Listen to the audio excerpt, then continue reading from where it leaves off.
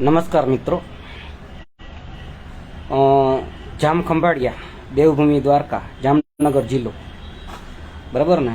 જામનગર જિલ્લા, જામનગરથી 60 કિલોમીટર દૂર ખંભાળિયા. અને મારું નામ છે ગોવિંદી ગણઝારિયા.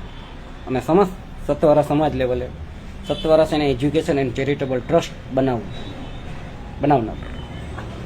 અને જેવી રીતે કોંગ્રેસ, ભાજપ કે અન્ય રાજકીય પક્ષોએ પોતાનો વિસ્તાર પાથરી દીધો છે, એવી રીતે હું સમસ્ત સત્વારા સમાજ લેવલે આ ટ્રસ્ટની રચના કરી છે.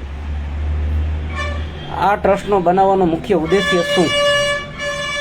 અમારે કોઈ ધર્મવાળા, યાની કે કોઈ પણ જ્ઞાતિના, કોઈ પણ જાતિના, કોઈ પણ ધર્મના માણસ સાથે કોઈ દુશ્મની નથી. આ બધાને આજે નહીં તો કાલે સમજાઈ જશે.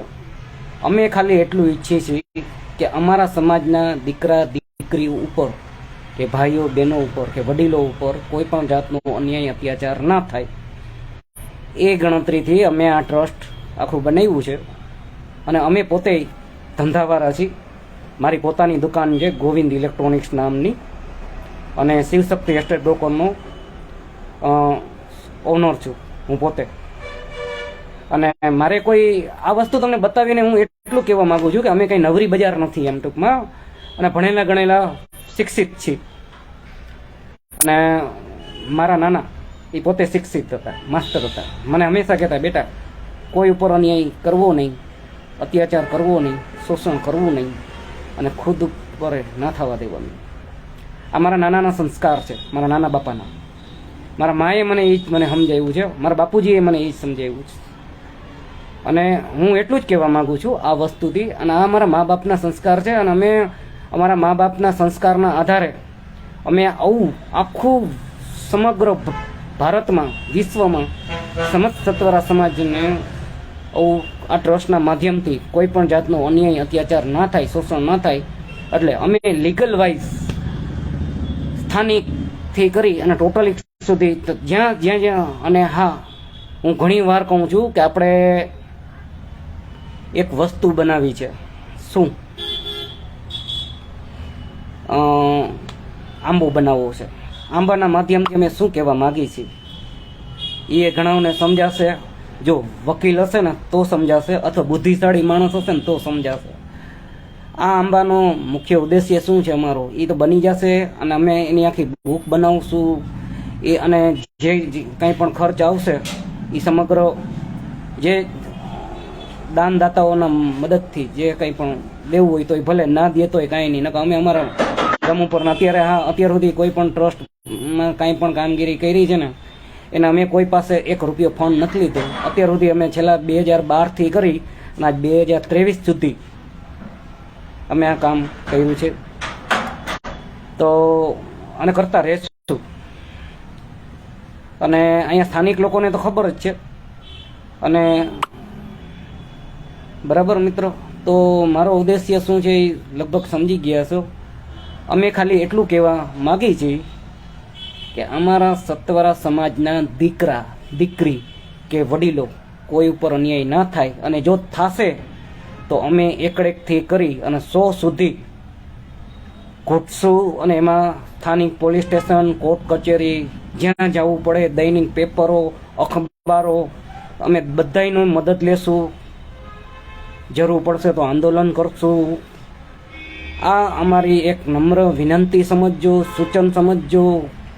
મારે કોઈ ઉપર કોઈ પણ સમાજના દીકરા દીકરી, હિન્દુ, મુસલમાન કે ક્રિશ્ચિયન, કોઈ પણ ધર્મના હોય, કોઈ સાથે વેર નથી. અમારા બધાયની હારાહારી છે. બધાય અમારા મિત્રો છે, ભાઈઓ બહેનો, તમામ લોકોને અમારી વિનંતી, અમે ખાલી અમારા સમાજ ઉપર અન્યાય અત્યાચાર શોષણ રોકવા માટેનું આખું મિશન બનાવ્યું છે. સમગ્ર ભારત / વિશ્વ લેવલે સત્વારા સેના એજ્યુકેશન એન્ડ ચેરિટેબલ ટ્રસ્ટ. બરાબર મિત્રો, અત્યારે જે લોકો મારી સાથે છે, હું એનો ઋણી છું, કાયમી ઋણી છું અને હંમેશા રહીશ. અને અમારી એવી ઈચ્છા છે સમગ્ર ભારતમાં, બરાબર, તમે જેવી રીતે કોંગ્રેસમાં, ભાજપમાં જોડાયેલા છો એવી રીતે અમારી સાથે જોડાઓ. હા, અમે તમને કંઈ ફંડ કે ડોનેશન નહીં આપી શકીએ, પણ તમને આજે તકલીફ પડશે ને તો અમને તમને મદદરૂપ બની શકશું. જો તમે જોડાયેલા હશો ને તો અમને કેમ ખબર પડશે કે અહીંયા શું તકલીફ હશે, અમારે કોના દ્વારા, અમે ડાયરેક્ટ દોડીને અહીંયા મદદરૂપ નહીં થઈ હતી. તો જે સમાજના ભાઈઓ છે જે જોડાવા માગતા હોય તો અમારા મોબાઈલ નંબર છે, લખી લેજો, 98 259 65 4 31. હજી એકવાર બોલી દઉં છું, 98 259 65 4 31. અને અમે જે કંઈ પણ કામ કરશું ને લીગલ વાઇઝ કરશું, સત્ય, નીતિ અને નિયમથી. ધીરજની ધાર, વિવેકના બાણ અને સતની તલવાર. અરજી, નિવેદન, જે કંઈ પણ સ્થાનિક પોલીસ સ્ટેશનથી કરી કોર્ટ કચેરી, દેશના તમામ નેતાઓ, શાસક પક્ષ અને વિપક્ષ બધાને અમે અરજીઓ દેશું, દૈનિક પેપરોમાં અરજીઓ દેશું. જરૂર પડશે, છેલ્લે મારું કામ અટકશે તો અમે આંદોલન કરશું. બરાબર ને? એ આંદોલન થશે ને એની તમામ જવાબદારી એ જે સ્થાનિક અધિકારીઓ, કર્મચારીઓ કે જે એના નેતાઓ હશે એની રહેશે.